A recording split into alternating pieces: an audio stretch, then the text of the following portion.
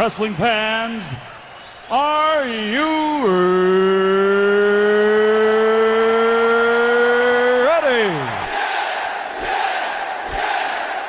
For the thousands in attendance and the millions watching around the world, let's get ready to rumble!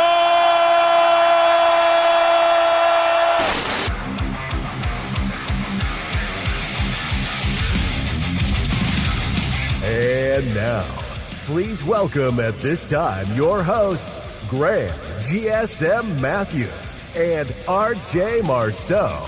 You're listening to the next era of wrestling radio. This is WrestleRant Radio.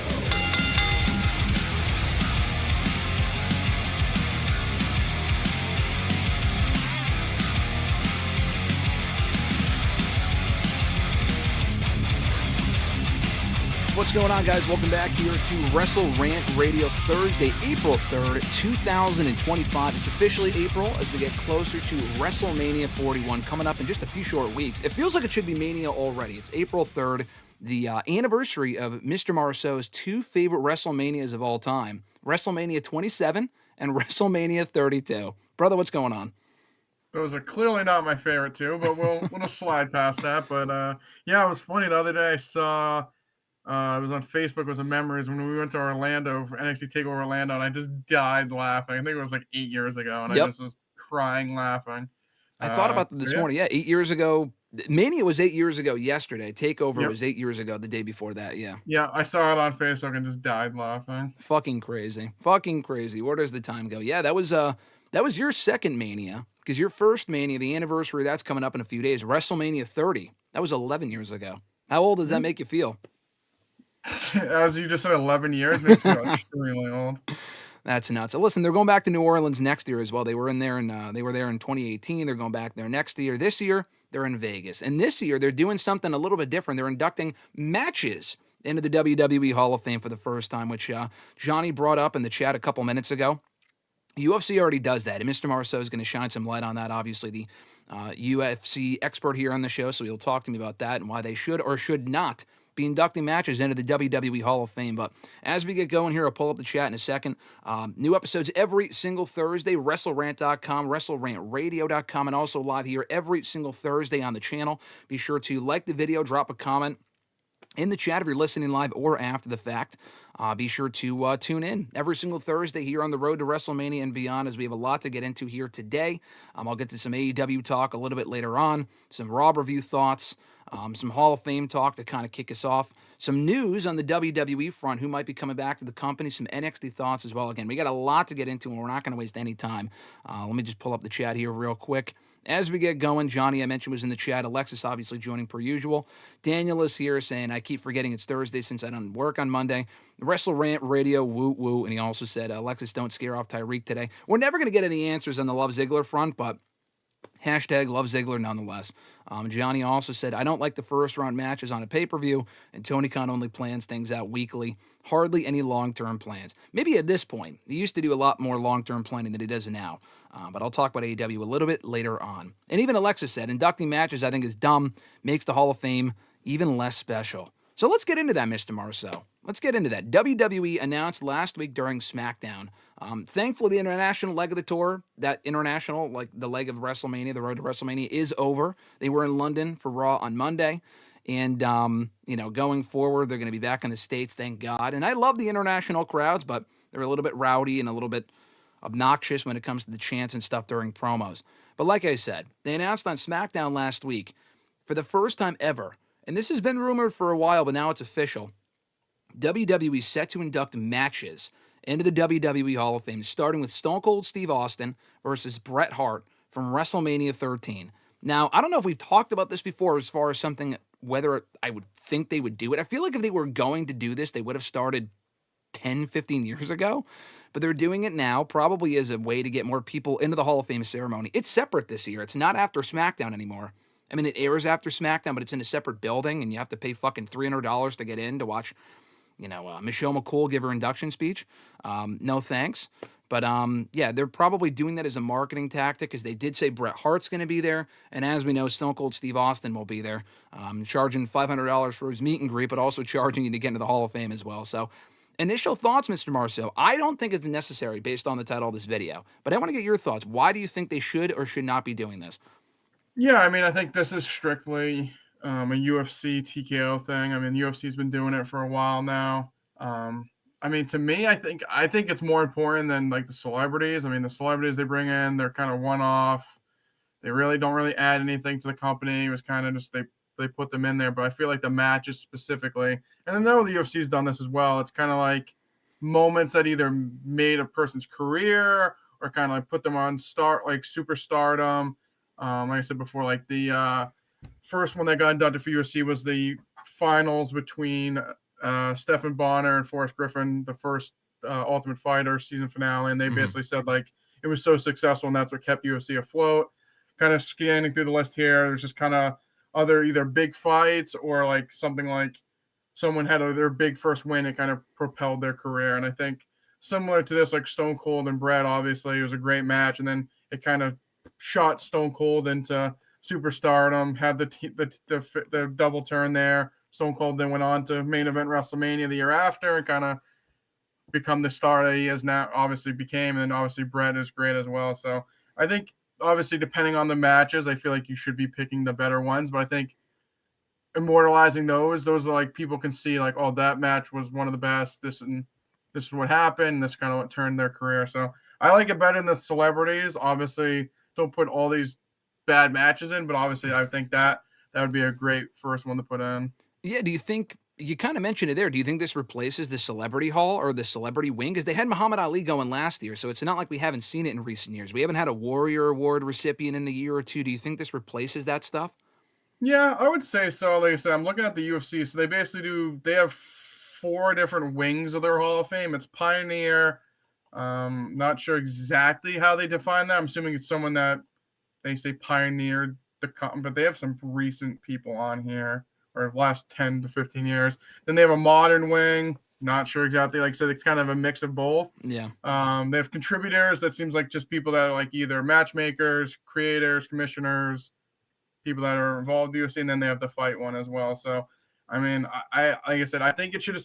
The celebrity one's just dumb. It's like, oh, Trump's in it, and it's like, oh, why was he in it? Oh, because the match at WrestleMania 23. Okay, I guess. And like they hosted WrestleMania 4 and 5, and then it's like this person and that person that like we're so one off that I'd rather them focus on like the match itself. Like I said, I think is way more important for like new fans or people trying to get in the product. That you can look at that one single thing like, oh, this match is revered as a great match, so I should watch it. And then, like I said, then it can kind of like snowball from there. I guess I'm just surprised they didn't start doing this sooner. I mean, there have been fan theories about this and even reports about it like years ago. I'm surprised they didn't start doing this at WrestleMania 30. Because the big 30th anniversary of Mania, we're inducting Hogan and Andre. You would think, because someone had said like, oh, if they were ever to induct matches, what would be the first match it inducted? And I'm assuming it's just matches and not WrestleMania matches. I mean, this is a Mania match from Mania 13, but I assume it's going to be any match ever. I'm kind of surprised it's not Hogan and Andre, but do you think the fact that Hogan is toxic right now for a lot of different reasons, that's probably why they're not inducting that? Maybe they might wait until after he's dead. I don't know, but I'm surprised it's not that match. Yeah, I mean, I honestly have never seen the entire match. I've heard it overall. It's not a great match. No, yeah. At all. Not. So, like, I think if we're going to put the first match in, something that's not like something back, I would say pre-2000s, I feel like you said, Austin and Hart would probably be the one I'd put in for WWE. I mean, like I said, it's a great moment. Put Stone Cold on the map, help Bret Hart's career. They're both still alive. They're both, like you said, not toxic or in the bad faith with the community. So I think that's just a good first one to go. And yeah, I mean, Hogan, like you said, the Hogan Andre, I feel like is more like just obviously the slam and the leg drop. Yeah. But yeah, I don't mind it at all, honestly. Well, they did say, I think they're branding it as immortal matches and moments. So, I mean, Hogan and Andre isn't the greatest match of all time. It's not even in the top fucking 500. But, like, greatest moments, it's certainly up there. Probably the biggest moment in WWE history that kind of further kicked off, the success of WrestleMania and stuff like that. So, Yeah, I mean, I guess back to the UFC question. Does this technically make Stone Cold and Bret Hart, who, by the way, I think Steve Austin was already scheduled to be at Mania. We already talked about him being a WWE World and charging, an arm and a leg for his fucking WWE World shit, which is partly WWE's doing, obviously, but they might be doing it because Steve Austin's there anyway. They don't know if they can get him for future, WrestleManias and whatnot. So if he's there, induct a match of his, it makes sense. What was I going to say? Oh, on the UFC front, does this technically make Steve Austin and Bret Hart 2-time and 3-time respective Hall of Famers? I mean, Austin's already in once. Bret Hart's already in twice. In the UFC, does that make Stephen Bonner? I don't know if he's already in on his own. He's not in on his own. Okay. I don't know I guess I really don't know how that works. I mean, yeah. I know Forrest Griffin has already won, but like you said, I feel like it's just like the moment itself. I don't do they get rings? Like, I don't that's know what I'm thinking. exactly. Yeah. They don't really televise it, so I'm not sure exactly how they do it. But yeah, I'm looking at here, like you said, it says immortal moment category is established to honor historic or influential matches. Brett and Austin will be the first one. Sounds like they retired the legacy wing. Says it here. And then the Warrior, they said they're unsure of its future. But I mean, like I said, I like it better than the celebrity wing, you want me to be 100% honest. Yeah. But I mean, I think the whole UFC connection is definitely helping with them go in that direction. Yeah, no, that's definitely influential for sure. Daniel said $300 for the Hall of Fame, shaking my head. Yeah, I think so. I mean, you could check yourself, but if you go to Ticketmaster, I'm sure, because it's a smaller, it's not even like an arena, it's Vegas, so there's smaller banquet halls type things, and I think they want to, it's a TKO thing. They want to make as much money as possible. Johnny even said that. TKO wants to get as much of your money, your hard-earned dollar for sporting events. I mean, that's just their MO, and it's working so far, so they're going to keep doing it until it doesn't work. He also said WWE should induct pay-per-view shows, Mania 17, SummerSlam 02. I already don't agree with inducting matches. I agree even less with inducting shows. Where do you stand on that? I don't hate that. Like I said, I think it's similar to the matches, like depending on the show, I feel like could be subjective. I think the matches are pretty, I think matches you can pretty much say if it was a great match or what, or like the moment. The whole pay-per-view, I don't hate it, the idea, but I would stick more to matches than the pay-per-views. Yeah, I guess you could. Those would be places to start. Mania 17, SummerSlam 02, Money in the Bank 2011. But then the well kind of runs dry beyond that. What are you going to induct fucking Crown Jewel 2018 with, Shawn Michaels getting back in the ring? Like you said, it's kind of subjective. Daniel said in correction, he said, nah, not shake my head, SMD, I meant those initials. All right, my bad, I should correct myself there. He also said, speaking of Muhammad Ali, I'm glad The Rock finally stopped carrying that belt in his recent appearances. He looked goofy. Yeah, the People's Champion belt. I'm surprised he actually stopped wearing it, because I think he thought he was an actual champion by wearing it. But, maybe he brings it back when we see him again, who knows. And D Professor, thanks for joining. He said WWE under TKO is becoming greedy. They've been greedy. WWE's always been greedy, but now they have a reason to be greedy because the product's doing well. But let me ask you, Mr. Marceau, if we are inducting matches now, the cat's out of the bag now. You can't go back. They're going to start inducting matches. I'm not a fan of it, but that's just where we are. What would you induct going forward as far as matches that you think would want to see in the Hall of Fame, you think belong there? I mentioned Hogan and Andre. We talked about that. What other matches you think belong in the WWE Hall of Fame in the future? I like how you just dropped that on me. Hey, got to keep you on your toes, right? Big question, like what do you think? Yeah. Hogan and Andre, like the moment itself, obviously. I would say Rock and Hogan from 18, the moment, obviously. That was big. I'm assuming they'd probably put Warrior and Hogan from WrestleMania 6 in. Yeah. Shawn and Ramon from 10. Shawn and Taker at some point, I would think. Shawn and Taker from 25 or 26. Both those matches are great. Yeah. Maybe Cena Rock from 28. It's not the greatest, but that's a moment. That's the moment of Cena sitting on the ramp will live in infamy. Amazing. Rollins from 31. I'm assuming that moment, obviously, him the heist of the century. It's probably one of the greatest endings in WrestleMania history. They'll throw Cody in there down the line of beating Roman. Those are all Mania moments. Any ones that come to mind from outside of WrestleMania? CM Punk beating John Cena, I could see in there at some point, like years down the road for Money in the Bank 2011. Yeah, I wonder. Like I said, I wonder if it's going to be just WrestleMania matches or moments, or it's going to be, like you said, it was kind of broad the way they put it. It said influential moments and matches, didn't specify WrestleMania. Yeah, but if you said like other matches, like you said, Punk and Cena, I could see maybe like Trish the and first Lita on Elimination Raw. Chamber, maybe. Yeah, in 2002, that was a great match. What else did you say? Oh, Trish and Lita on Raw. I mean, I'm thinking of a women's match, you know? Yeah. Had made it. I mean, was it the greatest match ever? No, but it was like the first women's, like, I mean, the Playboy evening gown match from 20 probably in there. Well, that's a given, right? Cruiserweight Classic from that same show should be on there, WrestleMania 20. Probably the first Money in the Bank. I assume they probably throw a Bowen in there somewhere. But, wait, if they induct the first Money in the Bank match, doesn't that make Chris Benoit a WWE Hall of Famer? He's in the match. That makes Chris Benoit a WWE Hall of Famer. Was he in that match? Yeah, I think he was. I don't think he was. I think he was. Daniel said, first of all, he agrees with Cody Roman at 40 will be in there one day, but he also said Triple H, Cactus Jack, Rumble 2000. Yeah, that's a good one. I agree with that. That's a good one. And Melina Alicia Fox, of course. Damn, he is. Yeah, Edge beat Jericho, Benjamin, Benoit, Christian, and Kane. Fuck. I forgot. So that match is not going in the Hall of Fame. Yeah, it's not going in. Fuck. What was 22? Maybe well, you can't induct Triple H, Shawn, and Benoit from Mania 20 either, even though that match is amazing. Yeah, he wasn't in the match at WrestleMania 22, so maybe they'll do that one. Yeah, maybe. Yeah, no, he wasn't in that one. Any Money in the Bank that he's matches. I mean, honestly, like the Cena return at Royal Rumble 2008 will be that moment alone is huge. If it's a moment, then yeah. Triple H pointing up the knee when he came back from the quad. Yeah, exactly. Triple H will be in like 20 times. I feel like you can get some good longevity out of it. Yeah, I agree. I think Triple H, when all is said and done, will probably be like a 10-time Hall of Famer.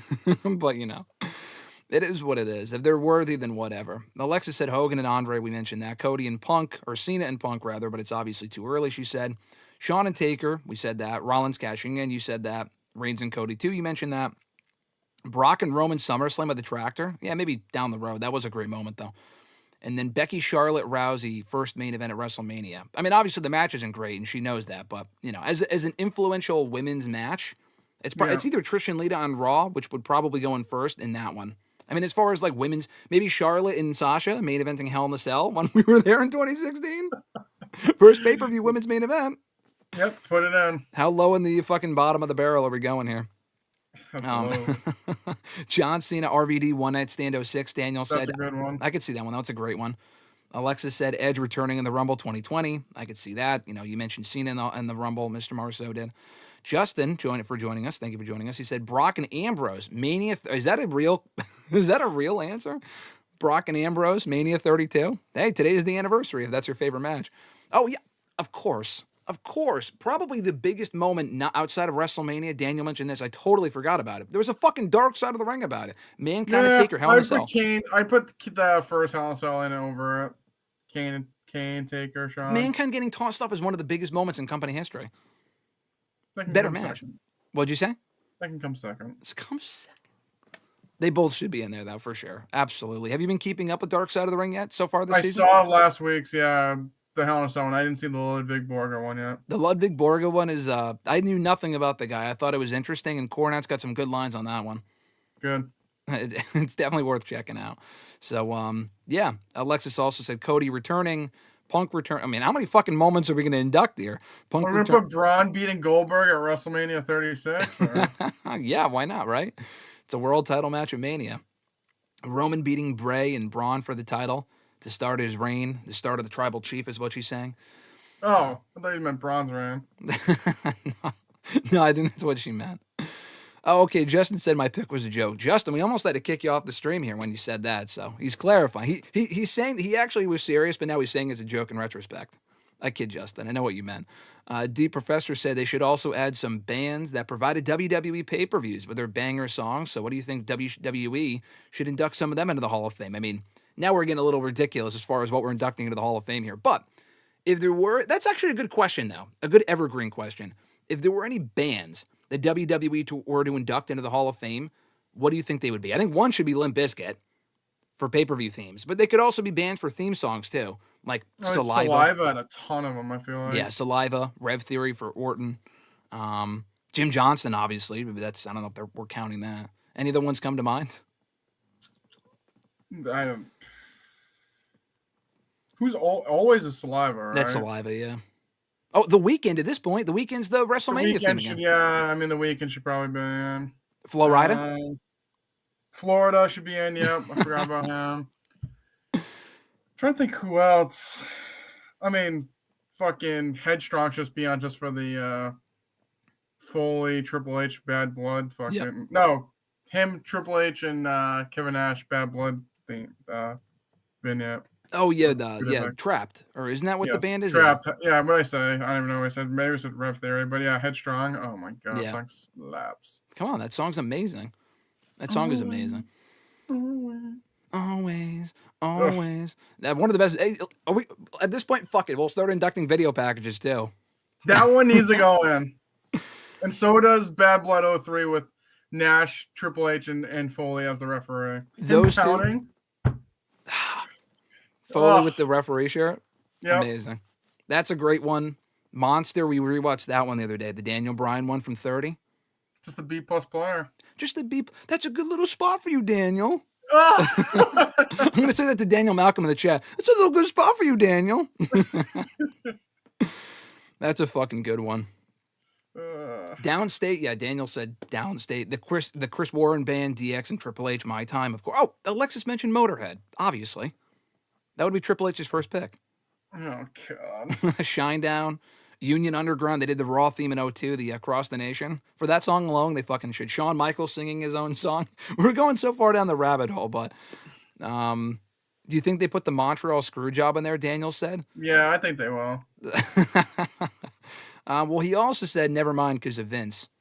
Yeah, I mean. Come on. It's one of the biggest moments of all. Biggest moment in the company history. Yeah. Hey, Johnny agrees with you. Johnny said I would induct Tori Wilson versus Stacy Keibler lingerie match. See, he knows. Johnny knows. Swerve, what's going on, dude? Swerve said Living Color. Hey, for the Punk theme song alone, that would be cool. We're going to just induct all bands at this point. Why not? Mm-hmm. I completely agree. Swerve, what's going on, man? I'm going to see Swerve in Vegas. Looking forward to seeing you. I forgot what I was going to say. We'll move on from the Hall of Fame talk. We got a lot more to get into. Some NXT notes here real quick. Stephanie Vaquer on Tuesday, relinquishing the NXT Women's North American Championship. I just do want to mention this real quickly and emphasize how fucking dumb this is. I'm sorry. Is this not stupid? I mean, I know you agree. We talked about it beforehand, but why? Yeah, I think it was kind of dumb. I mean, I guess my biggest problem with it, it seems like Julia's hurt. We haven't seen her in NXT since she's lost. So Stephanie just took the belt off her. But then they just had her defend both belts. And at this point, I'm just convinced that they just did that so she could say that she was the only person to ever defend both belts and win, because they showed Rollins and Becky both that couldn't do it. Stephanie does it, and then it's next week like, oh, I'm a fighting champion, but like someone else should have this belt, so I'm going to relinquish it. And it's going to be in a ladder match again at Stand and Deliver, because it's always a ladder match. And I don't know. I feel like she should have just lost one of the belts last week. I know they want to be like first time ever, but just her just vacating it, I think it's just lazy and dumb, but that's just my thought. Obviously, they shouldn't have unified the two titles. They just created the North American title less than a year ago. You weren't going to unify it, but they immediately went the Keith Lee route. Keith Lee, I think, also defended both belts on a single show against Donovan Dijak after he won both the North American and the NXT titles. Then the very next week, he was like, yeah, I'm just going to give it up. But dude, like last week when they had Stephanie defend both belts, one at the beginning of the show and at the end of the show, I'm thinking, that's actually really cool. We do not ordinarily see that in WWE. WWE very rarely has someone as a double champion. You mentioned like Rollins and people like that. Rollins immediately dropped the U.S. Championship. Like he won both belts, and I think he dropped the U.S. belt the very next pay-per-view. Becky, same thing. Won both belts at Mania 35, dropped the SmackDown Women's belt the very next month. Like, why can't we get a couple months where she's a two-time champion? And then also, what is it, something in the chat? Johnny's comment. Stephanie told HBK defending two belts doesn't work for her mono. That's funny. I mean, seriously. Yeah, she got the same treatment as Keith Lee. Yeah, exactly. I just don't like that, because Do you think they do that because they want to protect Stephanie? Like, oh, we don't want her to get pinned for a mid-card belt. I think that's bullshit. She already lost to fucking Shotzi a couple months ago. She's not undefeated. Like, it's not that big of a deal if she were to lose, get pinned by Jada Parker, for example, at Stand and Deliver. Yeah, I mean, I feel like they should have done something. If Julie was her and they didn't want, the problem is they should. It just makes no sense. If anything, yeah, I don't know. She should have dropped the belt. I think her just relinquishing a week after defending it is just stupid and dumb. At that point, if Julia couldn't fight, she should have just given up her belt. Maybe they could just been like, oh, like since she has to vacate, we'll give it to Stephanie. Stephanie will vacate her belt, and then someone could go for the. If you don't want her to lose, then you could have her, like, just upgrade her championship basically. Yeah, I mean, they could have done. She has to beat Fallon Henley again, and then beat Parker, which was dumb anyways, because then like Jordan Grace got involved and whatever. Yeah. But she should have just dropped the yeah. No, I agree. I think it's silly. I think you very easily could have had her just get pinned and Stand and Deliver, and it really wouldn't have made that big of a difference. If Jada Parker beat her, I mean, she could have defended both belts in the same show again at Stand and Deliver. Maybe they don't want to give up 2 spots to Stephanie, but guess what? Stephanie's great, so who gives a shit? Who cares if she pulls double duty and then gets pinned by Jada Parker? I really don't think it'd be that big of a deal, so yeah, I wasn't a fan of that. But we probably are, very much confirmed, getting Stephanie and Jordan Grace for the NXT Women's Championship at Stand and Deliver. We're getting Obafemi, Trick, and Javon Evans triple threat for the NXT Championship.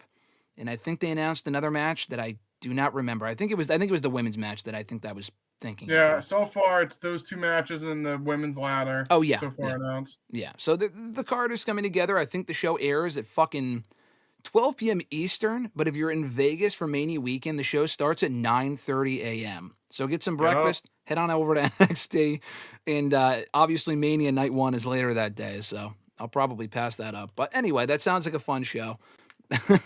We were at NXT when they were in Texas, and I think it was at 12 or something, and I thought that was early. I'm thinking, oh, like, it was cool though, like, like noon, and then it's over by like 2, 3 p.m. That was cool. 9:30, dude. The wrestlers have to be there at 2 o'clock in the morning to prepare for the show. Stupid. That doesn't bother me at all. The Hall of Fame is the night before, and it starts at 1 o'clock in the morning, Eastern time. Oh, my God. It's just crazy. It's going to be a lot of wrestling that weekend for sure. We were talking about Mania matches. I do want to mention this. This was from SmackDown last week. Got to get your thoughts on this. It was announced on SmackDown during the contract signing for the big Punk, Rollins, Roman triple threat match. It is indeed main eventing night 1 of WrestleMania. Cena and Cody, they haven't said it's main eventing night 2. We know it's main eventing night 2. This kind of created, not an uproar, but a lot of conversation as far as whether it should be main eventing, why it does make sense, why it doesn't make sense. And we've talked about this before. It's the biggest match you can do outside of Cena and Cody, so it makes sense to main event night 1. My issue with it, and I mentioned this on Tuesday's stream, that Rollins, his whole thing, and costing Punk the Rumble. I mean, he didn't toss him out, but he fucking hates Punk. But he loves the fact that he is main event in Mania and Punk is not. Now, Punk is, and it's not even the favor either, which is fine. I don't like the idea that Rollins would cost Punk the chamber, saying, oh yeah, great, you can't main event Mania now, and then Punk ends up in the main event anyway, especially if there's nothing on the line. I just feel like that should have made more sense as far as putting that together. But what were your initial impressions of that? GSM, with your older age, you're getting more bitter, buddy. I mean, to me, I think it's a no-brainer. I mean, it's clearly outside of Cena and Raw and Cody. It's clearly the biggest match they could do. I don't have an issue with it. I mean, I understand what you're saying. Like, he hates Punk, and but like, hey, maybe Rollins wins, and he says, "Oh, that that main event that you main evented? Yeah, I beat you in that." Yeah, there you go. Then you can kind of tie that up or whatever. But I mean, I think what they realistically need to stop doing is saying whoever wins the Royal Rumble main events WrestleMania, because it's just not the case anymore. I agree. It's a clear and simple, hey, you win, you get to go for a title you're choosing WrestleMania. The whole main event thing, it just sounds dumb because they've been saying it for pretty much the last 2 or 3 years. They've said, oh, they're going to main event WrestleMania, and like half or neither of them have, and this year neither of them will. Yeah. It should just be a title match at WrestleMania, and that's it. Because the main event thing, it looks dumb because if you say like, oh yeah, they're going to main event WrestleMania, it's like, well, we already know Cena and Cody are, and that neither of them won the Rumble, and what's Jay and Gunther going to main event WrestleMania? No. Is Charlotte and Stratton? No. Maybe certain years it could add up and it would, but This year it's not. Like last year, I'm pretty sure whoever won the women's probably did main event. I can't think of it on the top of my head, but I mean, you just sound stupid when you say, "Oh yeah, you win, you get the main event of WrestleMania," and then they don't. It's just dumb. Yeah, the women's Rumble winner hasn't main evented a Mania since Bianca in 2021, 4 years ago. Stupid. So, I mean, this isn't a new issue, and I said this on Tuesday, too. I mean, it doesn't bother me that the Rumble winners aren't main eventing this year, but they really should stop saying it, to your point. I mean... Yeah, like I said, I don't care that they're not, but just stop saying it. Yeah, no, I agree. Like, when did they... Think back at all the times they didn't main event. 2010, when they did Shawn and Taker, Streak versus Career, no Rumble winner in the main event that year. Edge was below the main event, like 2 or 3 matches below the main event. Fucking Edge and Del Rio. When Del Rio won the Rumble, and that was the Rumble that you were at, right? And in 2011, in Boston. Del Rio did not main event Mania. If anything, he opened the show that year for the World Heavyweight title. Rey Mysterio won the Rumble and was in the fucking middle of the show in an 8-minute match for the World Heavyweight Championship in 06. Hey, he won, though. Yeah, at least he won the title. I mean, I guess there was that. Why? I mean, Asuka and Shinsuke didn't main event WrestleMania 34. Yeah, that was the last Mania where I think neither Rumble winner was in the main event. At least since then, you have 2 nights, so it's more likely you get at least one Rumble winner in the main event, like a Cody or Brock, I guess, when he won it in 2020. We don't really talk about that, but technically he was in the Mania main event. 2021, I think both Rumble winners main evented that year. I mean, theoretically, the men's winner in the Rumble or the women's Rumble winner should main event one night each. I think that makes sense, but it's not always the biggest match. Like, Jay and Gunther, up until Monday anyway, felt like a mid-card match. In no fucking universe was that ever going to main event. I didn't think that would main event anyway. But they really do, to your point, have to stop saying this has to main event the match. They're not going to main event Mania. Why would you say that if it's not going to main event the show? It sounds sexier on paper, so I get it, but it is still pretty dumb. Deep Professor had also said earlier, WWE, the Big Four, would only be held at the United States and Canada, but a year later, the Royal Rumble 2026 is headed to Saudi. Don't remind me. I'm not a big fan of that. And Johnny said, yeah, WWE is going to start saying co-main events. They've been saying that for years. Oh, yeah, Jay and Gunther, every match is a main event. You're in a main event. I'm in a main event. Every match is a main event. No, it's not. The main event is the last match in the show. That's where they got Punk, where Punk was like, oh, yeah, I've never main evented a Mania. They're like, you're going to face Undertaker, though. That goes on right before the last match. It's like, that's not a main event. Co-main event? What the fuck is co-main? Dude, they were doing that in the 90s with Savage and Flair. Savage and Flair, they were like, oh, it's a co-main event with Hogan and fucking Sid Justice. No, there's no co-main event. They do that in the UFC, though. That's why. They do co-main events. What, like, they don't go on at the same time, correct?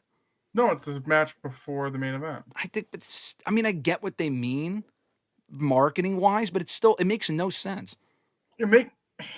So you're co-first place? It doesn't make sense in wrestling, because I feel like, yeah, like, obviously it's the big match. Yeah. So basically, it's like, the thing is, like, it's like, you have the main card, so it's like 5, it's usually 5 big matches. The main event's like the top one. Yeah. The co-main's usually like another title match, and then the other 3 are like decent to good undercard, basically undercard. Obviously with WWE, it's a little bit different, but like the UFC does co-mains.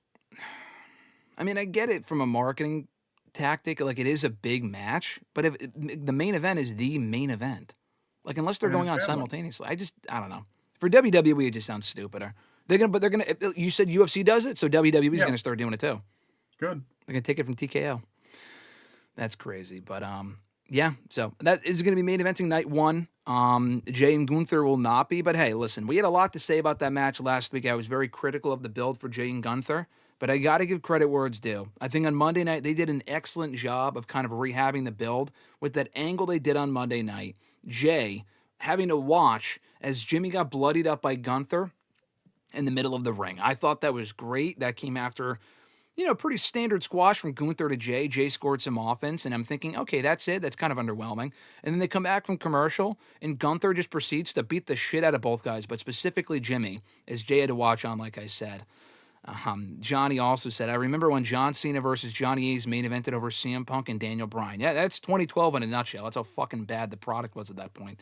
But anyway, yeah, I think they did a great job of improving the build for Jay and Gunther on Monday night with that bloody angle. I know you said you missed it live, but I want to get your thoughts and how that may have affected your anticipation for the match at Mania.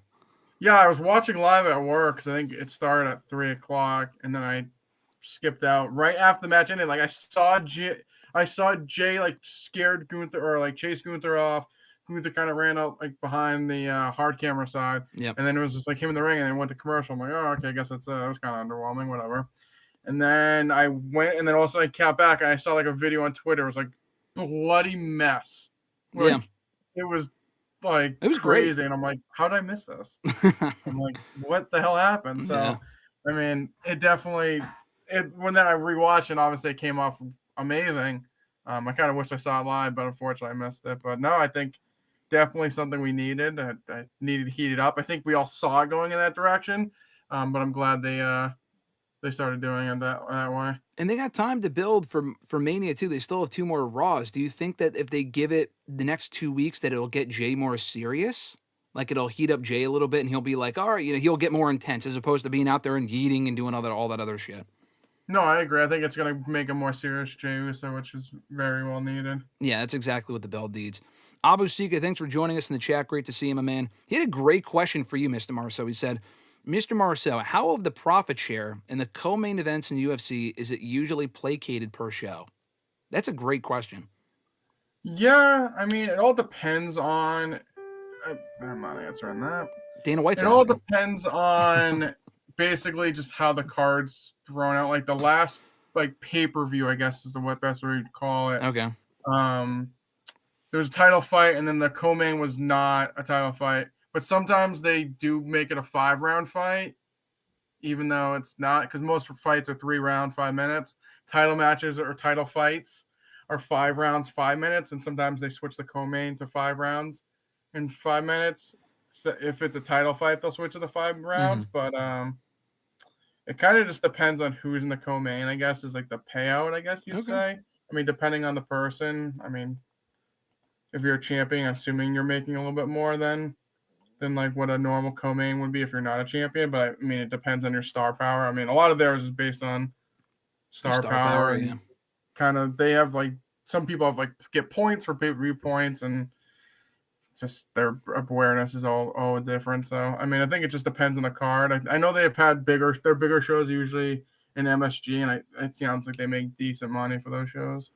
Like I said, that was a great question. I have a dumb question for you. How does that work as far as, like, is the top title always the last fight on the card? Or is it like the biggest match or the biggest fight? It's the whatever they consider the biggest match or the biggest fight.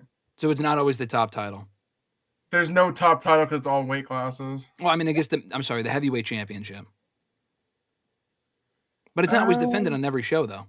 No, it's not. Yeah, exactly. I mean, the heavyweight title hasn't been defended in a while, but like, yeah, that is a good question. I wonder, like, I would have to look into it a little bit more, but like, how many times the UFC?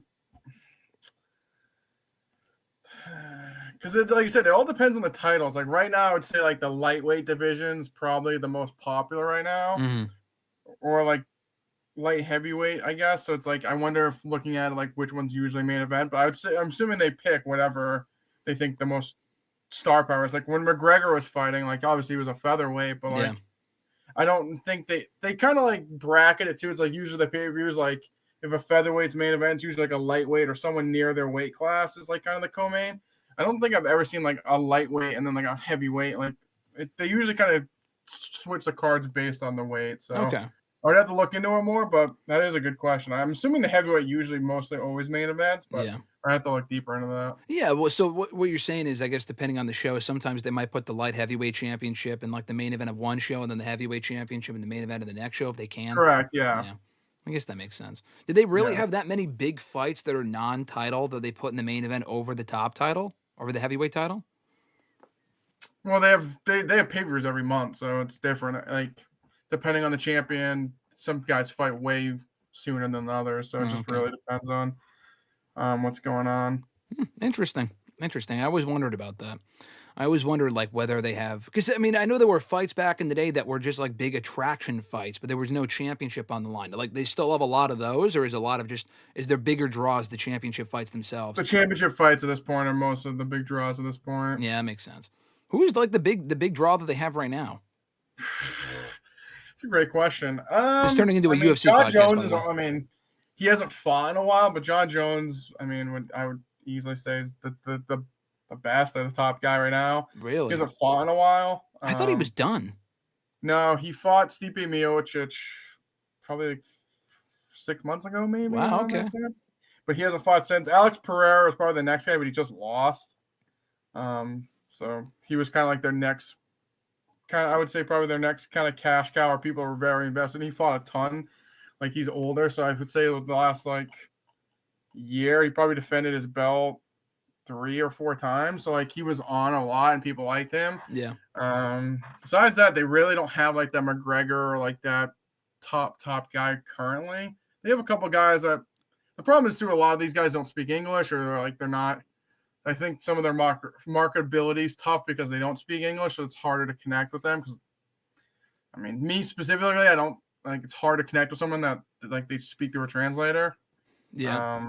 Like Rousey's not there. Nunes was big for a while, but she retired. So they're kind of, like you said, someone said TKO was getting money hungry. I'd be interested to see in the next year, like kind of how the UFC business does. So they really don't have those marquee people right now. Yeah, man, I feel like a lot of the fights, and again, correct me if I'm wrong, are kind of built off of the shit talking with the, the promos and the back and forths and stuff like that. But so if you're not really getting that, you're not really getting the build, quote unquote, are you, for some of these fights? Correct. Yeah. I mean, some of the, I usually watch decent amount of them, but there's some like, if it's a smaller weight classes of people I don't care about, I won't buy them. Yeah. Interesting. Yeah. So it's not in every event for you. It's like, you really are like we talk about like the build for Mania, like, they got to do a better job of building up the show. I mean, obviously, we're going to fucking watch regardless, but I think there's some people... the UFC pay-per-views are a lot more money. You got to say that off the bat. The WWE shows are $10 on fucking Peacock. I get that. The UFC shows are a lot more money. Yeah. So you really do need to be sold on, like, this needs to be a good show. But, like, that's the thing. It's like, I feel like for a while I didn't really watch it because I didn't really have that connection with some people. Like I said, I just wasn't really that interested. But, like I said, Alex Pereira, he was a light heavyweight champion. Like, I haven't missed any of his title fights. Yeah. So that's from 4 or 5.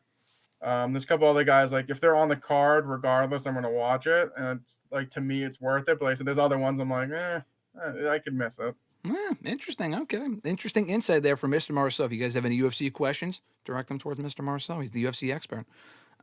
Where does your anticipation lie now for talk about UFC? We talk about Gunther and Jay.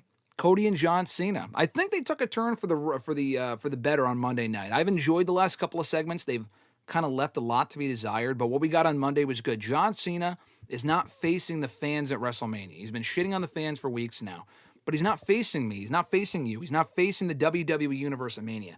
He's fighting Cody Rhodes, and I think they had a great back and forth, despite the fact that the billionaire sun line went right over my head.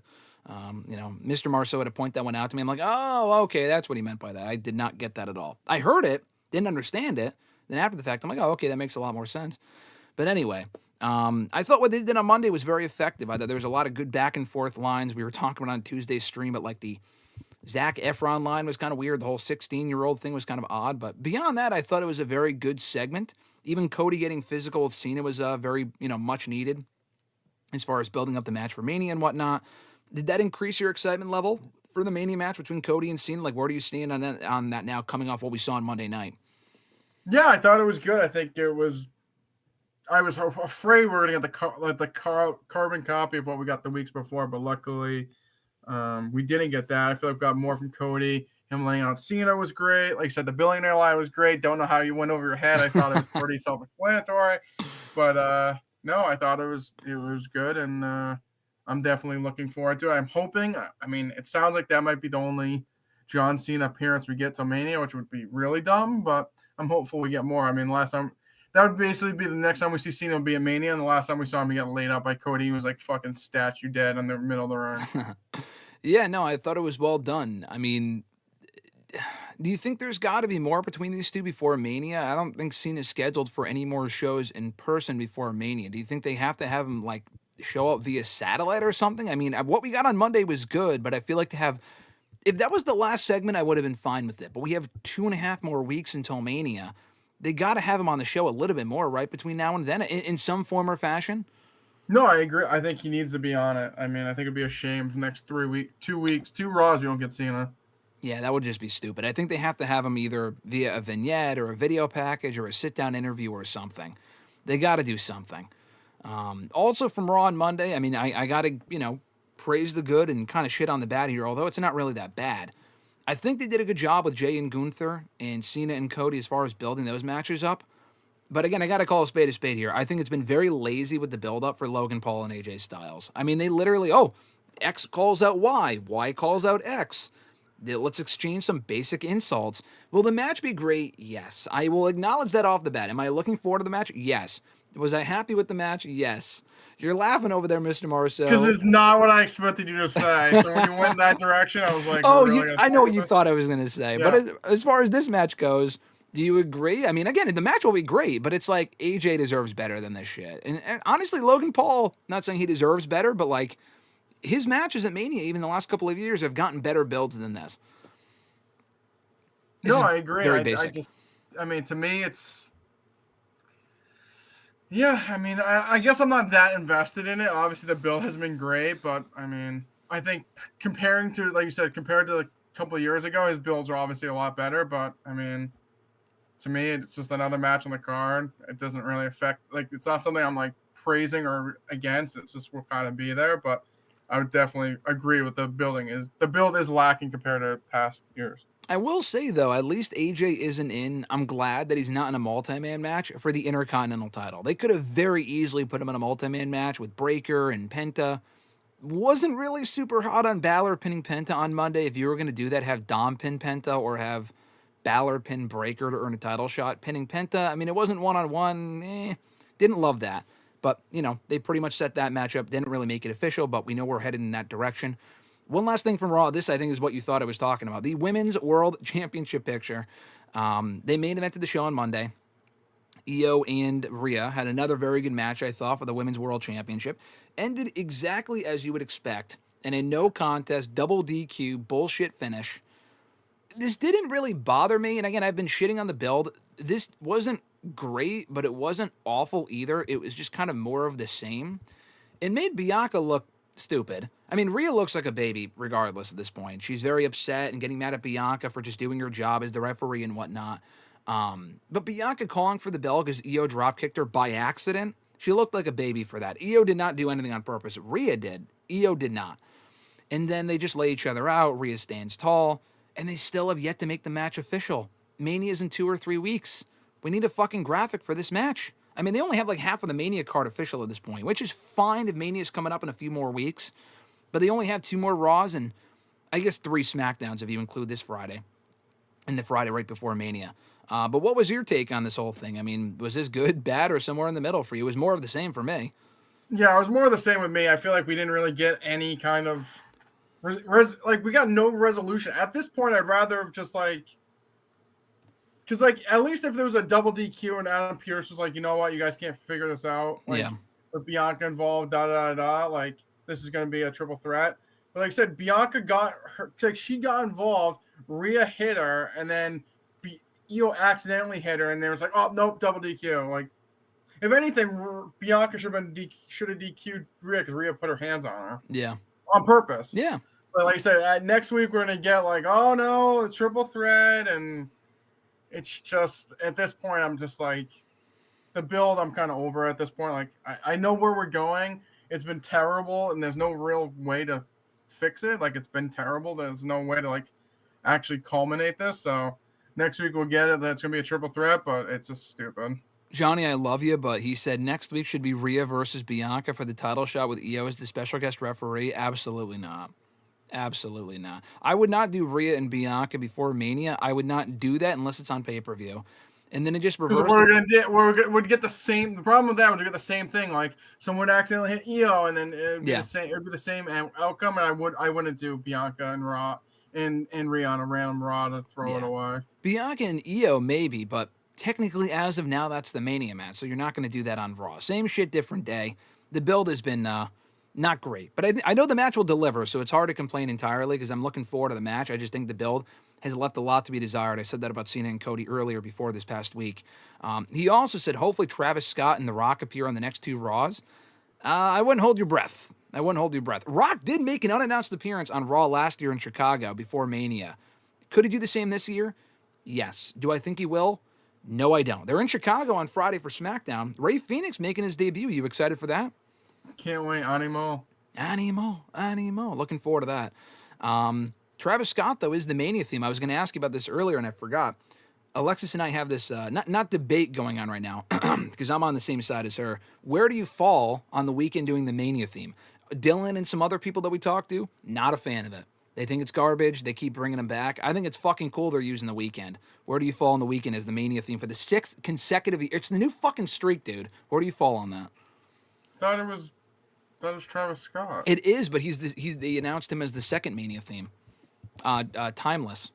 Da, da, da. Oh, I can't sing, but I'm kind of over the weekend at this point, but I mean, he's the new Undertaker, I guess. 6-0, dude. Like they've done him for 6. That's incredible. His popularity is also falling off a cliff. So I mean, he has a new album out.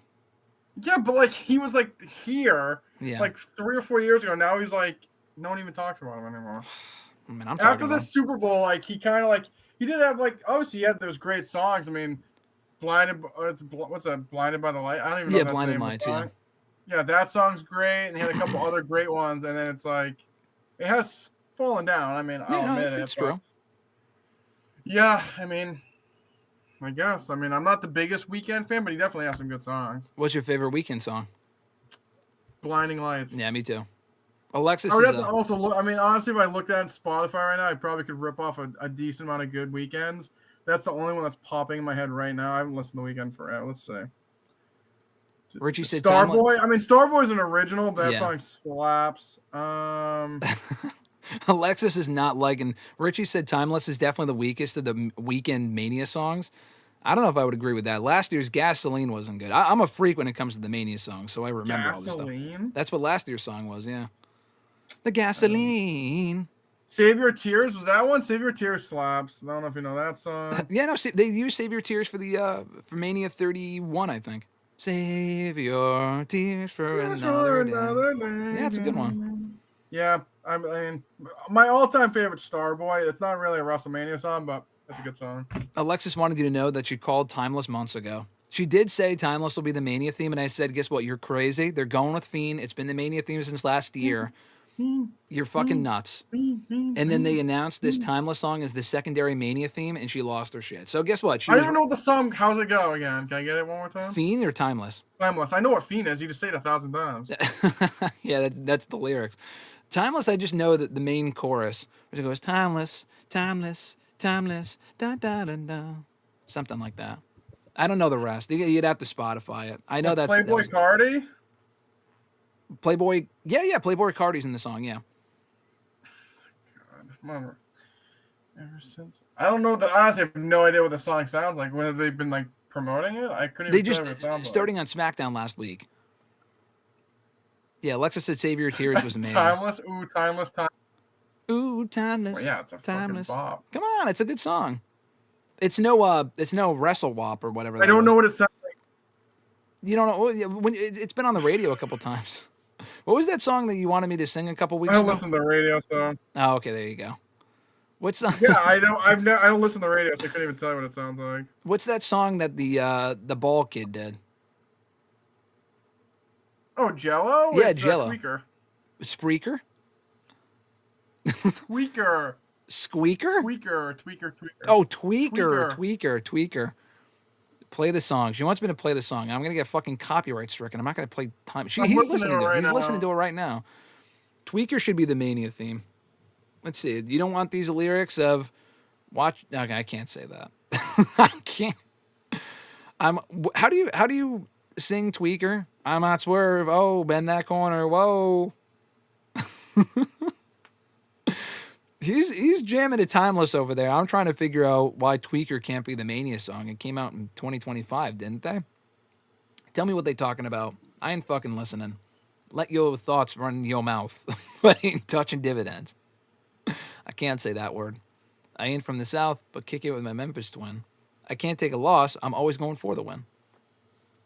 Oh, did you say something? Were you muted? What happened? Oh, there you go. That song kind of sucks. Timeless kind of sucks? I was listening to it muted, yeah. Oh, my God. You listen to him mute. I don't like it. Do you think Tweaker would be a better Mania theme? When I swerve at the corner, whoa, whoa, whoa. Oh, that's how it goes. I'm on swerve and that corner. Whoa, whoa. Okay, that's how it goes. Whoa, whoa. They should use that for a Swerve Strickland video package. There you go. An AEW. Tony will pay for it. Tony would pay for it. Tony would definitely pay for it. If there was a song that you like, whether past or present, it could be fucking Metallica from 30 years ago, that you would be like, oh man, that's such a perfect, like I would love to hear that as a Mania theme song, what would it be? It could be modern, like it could be like now. Sabrina Carpenter? See, I don't really listen to a ton of music now. Alexis, relax. That's a great question. I don't know. Aren't you a Sabrina Carpenter fan or Olivia Rodrigo? I forget which one. No, Tate McRae's the queen. Tate McRae. Sorry, Tate McRae. Honestly, Chaperone. Chapel. You're a Chapel Roan. I'll get Alexis back on my side. Yeah, she loves Chapel Roan. I'm disappointed in you. I don't know. I feel like that's a tough question. A WrestleMania theme. I mean, I did like Green Light with Pitbull, Lunch Money Lewis, and I can't think. Was it Florida? Yeah. It was 33. Give me the green light, because I'm ready to go. Lunchbox Lewis was like 600 pounds. He couldn't even walk. But yeah, that was amazing. Dude, that was a great Mania theme. That was a very good Mania theme. And then they had I think it's Sean Marley, Bob Marley's son, and Pitbull did Options. Oh, with the little mini concert they had at 33. Yep. You're talking about? Superstar by Lupe Fiasco. Honestly, I'm more of a kick push guy by Lupe Fiasco, but it doesn't really make sense. Who is? I'm gonna ask you a very dumb question. Who's Lupe Fiasco? He sings the song. It's like kick push, kick push, kick push, kick push, and coast. It's like a song from like 20 years ago. Oh, I haven't, man. Honestly, Chris Brown. Chris Brown, maybe. You know Chris Brown? Oh, yeah, I agree with Alexis. Cooler than me. I remember that. I'm more of she's more of like a 2000s person, too. Welcome to the Jungle by Guns N' Roses. Welcome to the jungle. I can't believe you don't know who Lupe Fiasco is. I think Richie's disappointed in that. You not know that song I'm talking about? Let me listen to it real quick. What is it? Superstar? But is that the song that you're talking about? No, the one I'm thinking of is I think it's Kick Push, right? Kick Push. Kick. Yeah, push. Kick Push by Lupe Fiasco. You just have to know the song. This is mid 2000s. I'm sure I do. I'm a 2000s kid. I know this stuff. You don't, because you don't know who Lupe Fiasco is. No, I've never heard the name before. Let me see. Well, Alexis, you're like, when you're born, like 99? 99. And now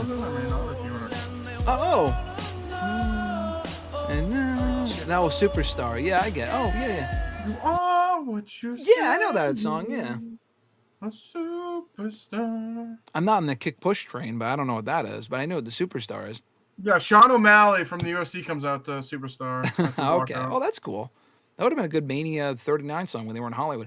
AC/DC, Back in Black. I mean, was this Vince McMahon's burner account? I mean, I agree. That's a great song, but he's a big AC. Stand Back by Vince McMahon. Play that one. AC/DC? Back in Black. That's a fact. That's a good song. No, Eric Bischoff. Stand Back with Vince. What? Which one? Stand Back with Vince. Oh, Stand Back with Vince. Stand Back. That's a good one. I think, let me see, was it Johnny? He said, what classic songs would you like to see wrestlers come out to at WrestleMania? I mean, that kind of falls in the same category of what I asked you. I don't know. Alexis is much better at this shit than I am. I don't know. I have no idea. I mean, you don't even know who Lupe Fiasco is, so. Give me another 2000s name. Let me see if I know who they are.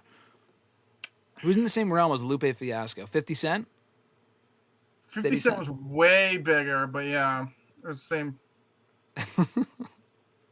Who else? I feel like you like Gym Class Heroes. Come on, you have to know who that is. That sounds familiar. What song do they do? Well, of course, Richie said, "Let the bodies hit the floor." I mean, I know that one, obviously. Oh my God, that's terrible. He said use it for the Rumble next year in Saudi. What's wrong with that? They've cleaned it up. They're fine now. Kid you don't know Cudi? Gym Class Heroes? I know they sound familiar, but honestly, I can't rip a song off my dome piece right now. But they had a good amount of songs. See, you know who they are, but you don't know what they did. I'm pulling it up right now. Daniel said I2I by Powerline. Is that the band from the Goofy movie, or is that Power Love or something? Is Powerline an Caroline's actual a Goofy movie. Yeah, it's the Goofy movie, isn't it? Kid Cudi? Yeah, do you know Kid Cudi? I know Kid Cudi, yeah. Kid Cudi, he was in a lot of Wiz Khalifa songs. Yeah, I know Kid Cudi. Let me see. Let me type in Kid Cudi's name. Kid Cudi, the Moon Man. Like Pursuit of Happiness? Like, I'm the one pursuit of happiness. Oh, that's a good song. I like that. That's like 2010 shit, yeah. I see that. I see that now. Oh, and Day and Night. Yeah, I know my Kid Cudi. Yeah, bring him a Mania. Do him a Mania. Cupid's Chokehold. Why does it sound familiar? Yeah, Alexis is saying bring him around. I think Cupid's Chokehold's Gym Class Heroes. What is Cupid's Chokehold? Let me see that. Cupid Chokehold. Yeah, it's Gym Class Heroes. That's by them? Yeah. Oh, let me see. Let me you know, like All American Rejects? Or yeah. Is that too old for you? Oh, yeah. Cupid. Oh, yeah. I mean, tell me about your girlfriend. Da da da. Yeah, that song.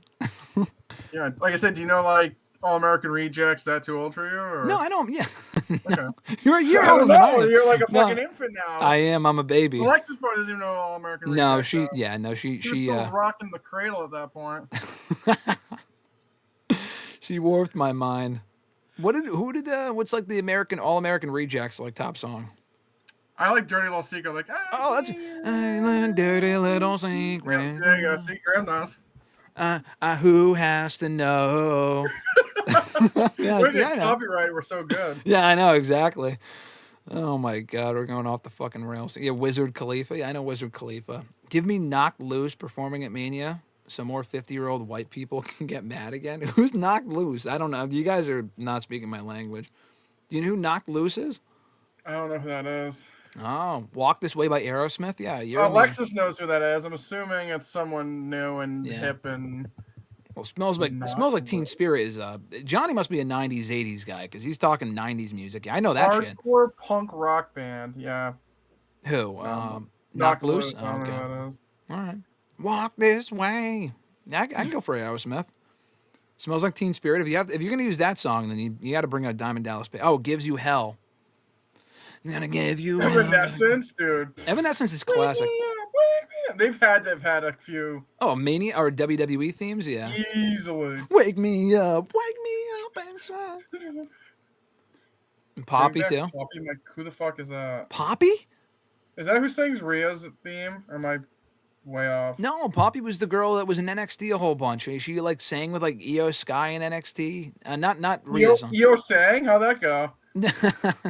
I think she sang while Io came out. What did she come out to?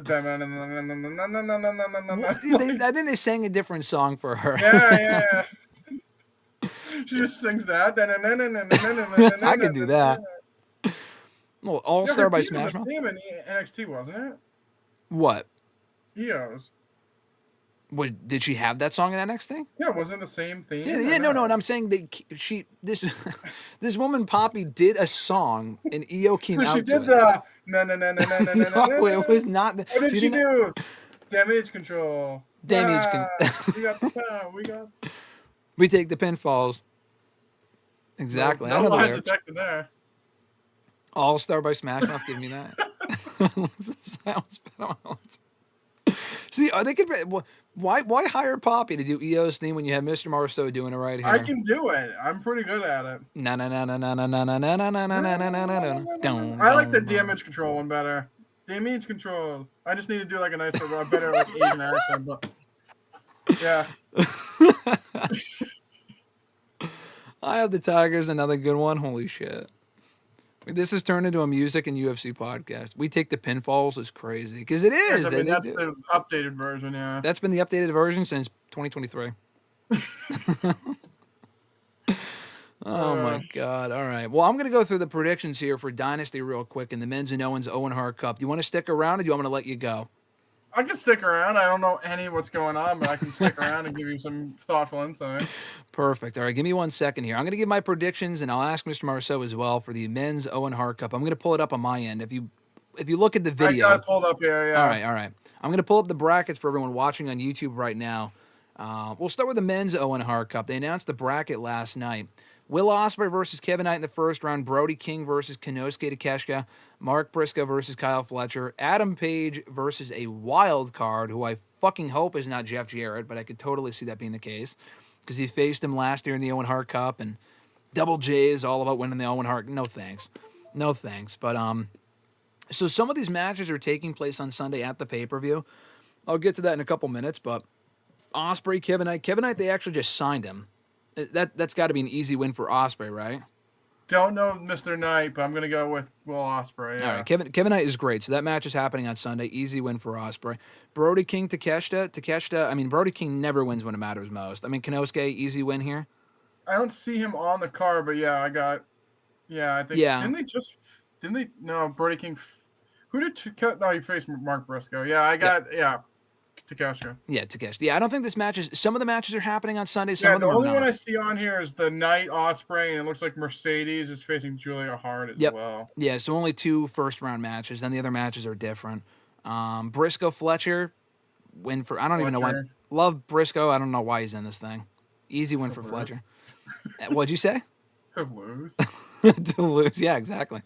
Adam Page wild card. I imagine Adam Page would win. I don't know why. I hope it's not fucking Jeff Jarrett, like I said. It's Jeff Jarrett got put Jeff over. Oh God, no. Fuck no. Adam Page should not be losing in the fucking first round. I mean, really, let's be honest here. If it comes down to Ospreay, Konosuke, and then Page and Fletcher, Adam Page is beating Fletcher. It's not going to be Ospreay and Fletcher in the finals again. We already got that a whole bunch of times. It's going to be Adam Page and Ospreay in the finals. Will it not be? Because Konosuke is not beating Ospreay. Sure. So Ospreay and Adam Page, who wins the finals of the Men's Owen Hart Cup ultimately? I mean, Ospreay should win, I assume. Yeah, I think Ospreay's going to win. I feel like that's a pretty easy one to predict. I feel like Ospreay's got to win that. And yeah, we'll talk about the rest of the Dynasty stuff in a second. But for the women's one, I got the women's card pulled up here. The women's one is actually a lot more unpredictable, and I feel like it's more star-studded and not as many spots where we're just giving away to random people.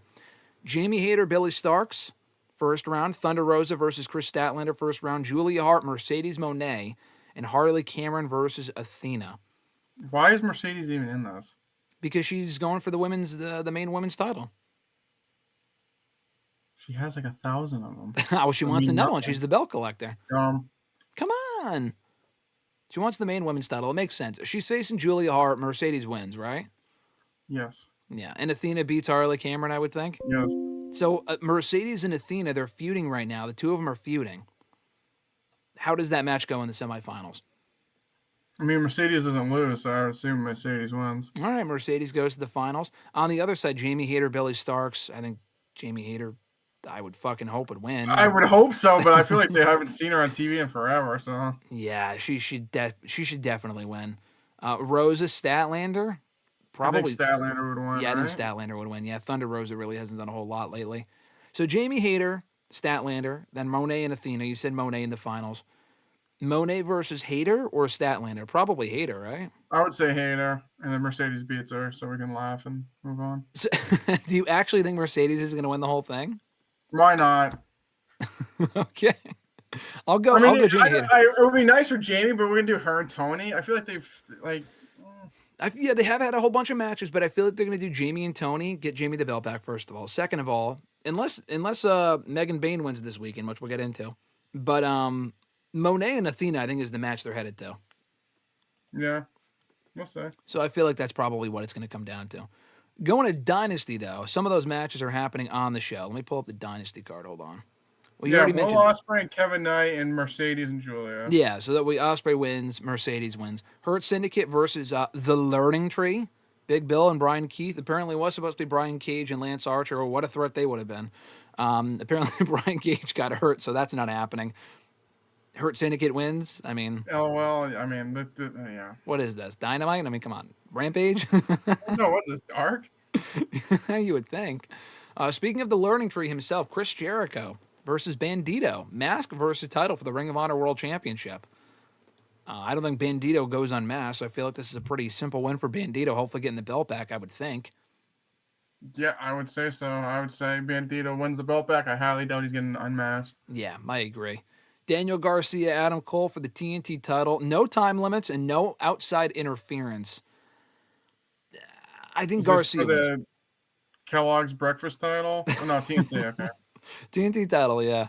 I thought there was one that you couldn't. Was that a Continental one? The Continental, yeah. That's not on the show. One. No outside interference. But this one also is no outside interference, specifically for this match. Otherwise, you have outside interferences allowed. But why, though? I know, it's dumb. I don't know. Then don't even say that, then. Garcia wins. All right, I'll say Garcia wins because they want Kyle Fletcher to take the belt off of him. So I'm going to say Kyle Fletcher wins.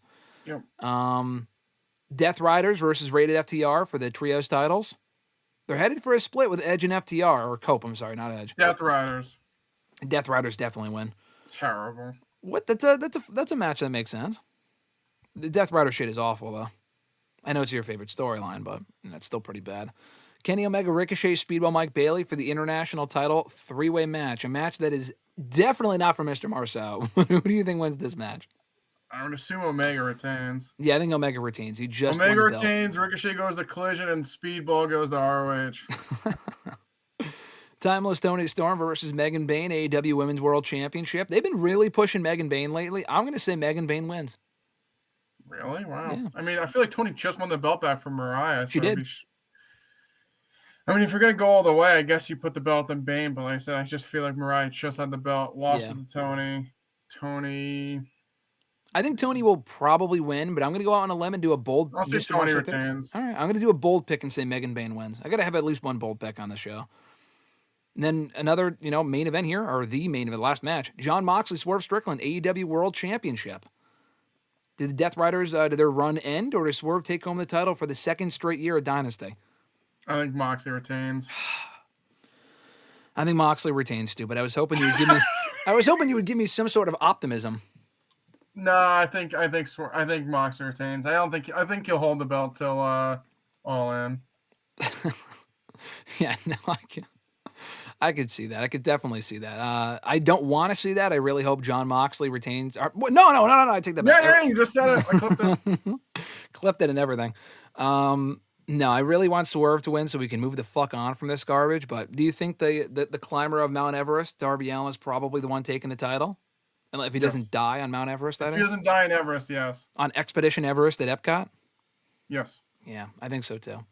Looking forward to the show. I'll talk a little bit about it next week here on the show. We'll wind down here in a second. Let me just read the last couple chats here. What the fuck is going on in the chat over here?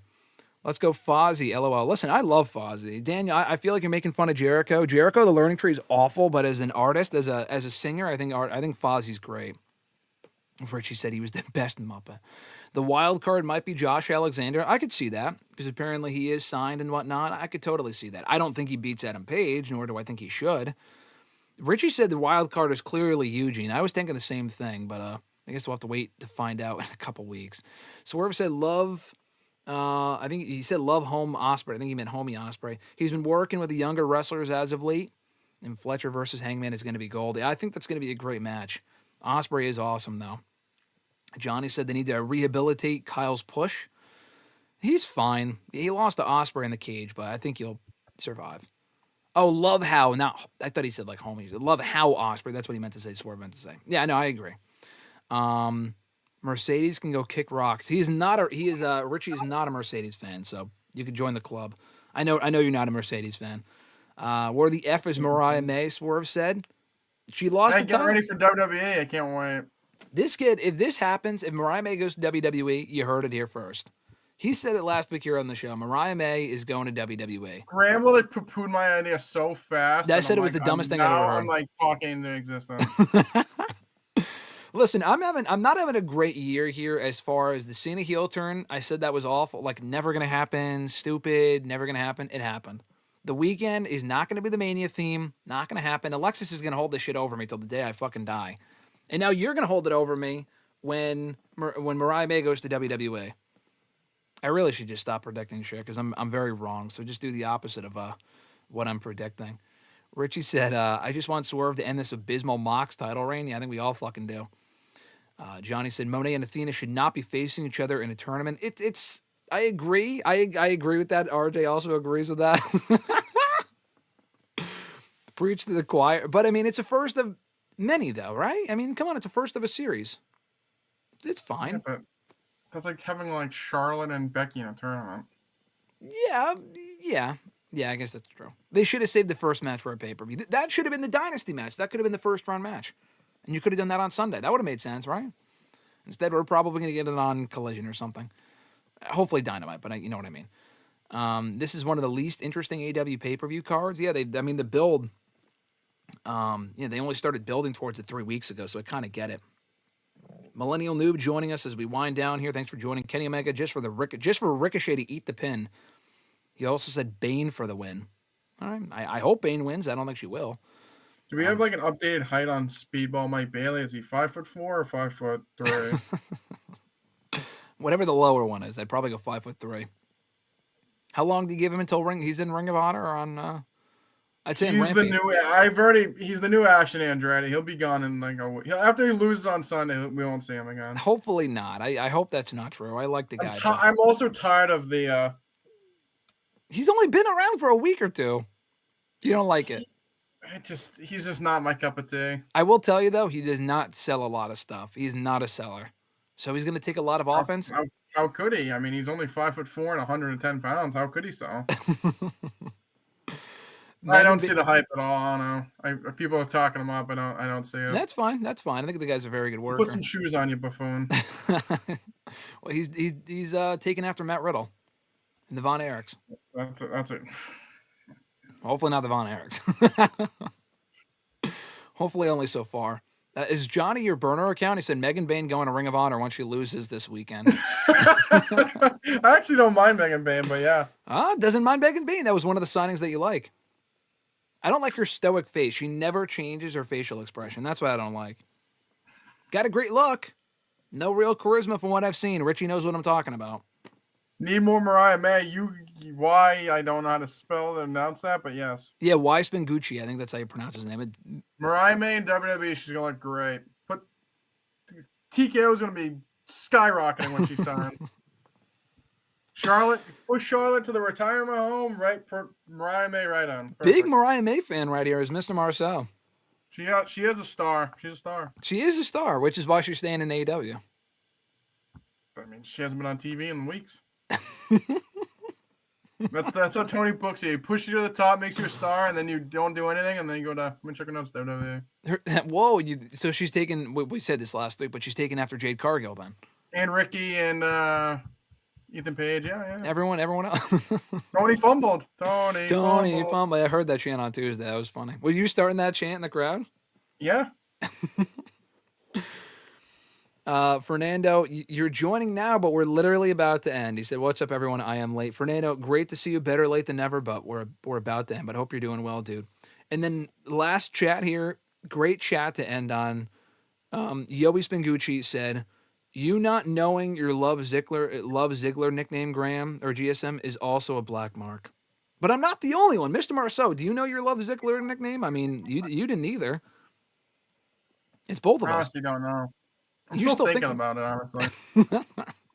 It's one of those things I've realized with Love Ziggler, you can't rush it. So I'm just you gotta let it ferment a little bit. I'm still thinking about it. I don't want to rush into it and then mess it up. Yeah, because it's permanent. Once you come up with your nickname, you can't go back. So Mr. Marceau is still he's still simmering on that nickname. So you got to come back. No need to rush everybody. No Tyreek today. I'm surprised. Usually he pops in once in a while, says something fucking ridiculous, and then leaves. I love Tyreek. No disrespect. But he never gives us what we want. He will never answer the question. At this point, we never will know, but it's fine. We'll come up with their nicknames at some point. And then Swerve also said Mariah versus Tiffany would be amazing. I agree with that. Don't have to tell this one. Mr. Marceau right here, he already bought his ticket for that Mania match. Come on. Mariah and Tiff, money. Oh, Jesus Christ. I said, take my paycheck. I'm looking forward to that. We'll be talking more next week, guys, about Raw and whatever else happens in the world of wrestling. Maybe some more UFC and music talk here with Mr. Marceau on WrestleRant Radio next week. New episodes every single Thursday. Richie said Tyreek versus Alexis at Dynasty. Tyreek would win because he just comes in, no sells, and leaves. So, what's he, Mike Bailey? Yeah, he is. Fernando said Megan should win. Yeah, she should. I don't know if she will, but we'll find out. We'll find out this week, and we'll talk more about Dynasty next week here on the show. New episodes every single Thursday, WrestleRant.com, WrestleRantRadio.com. Be sure to like the video if you haven't already, whether it be live or after the fact. I'll be live here with Mr. Marceau next Thursday right here on YouTube. But to make sure that you're never missing a live stream, be sure to subscribe, hit the bell button to be notified every single time we go live here on the channel. Any parting words, Mr. Marceau, as we get closer to WrestleMania? Any closing UFC, music, Speedball Mike Bailey thoughts? What's better, this or the... No, damage control one's way better. What is the damage control one again? I can't do it. Oh, there we go. Yeah, it's the I can't say it, but yeah. I still, do you still have that video that Alexis took of me with Dakota Kai doing the arm thing? It's your background on my phone. That is fucking amazing. Well, a little white kid with a New Zealand and a Japanese woman. It's hilarious. That sounds like the start. That sounds like the start of a joke.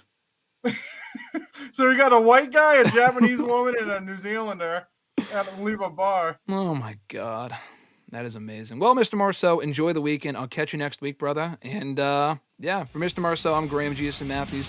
I'll catch you guys right back here next week. Until then, I'll catch your ass down the road. Join Graham GSM Matthews and RJ Marceau every Thursday as they run down their weekly wrestling rants, offer expert analysis, host exclusive interviews, and more. Subscribe today on all your favorite podcast platforms and never miss an episode of WrestleRant Radio.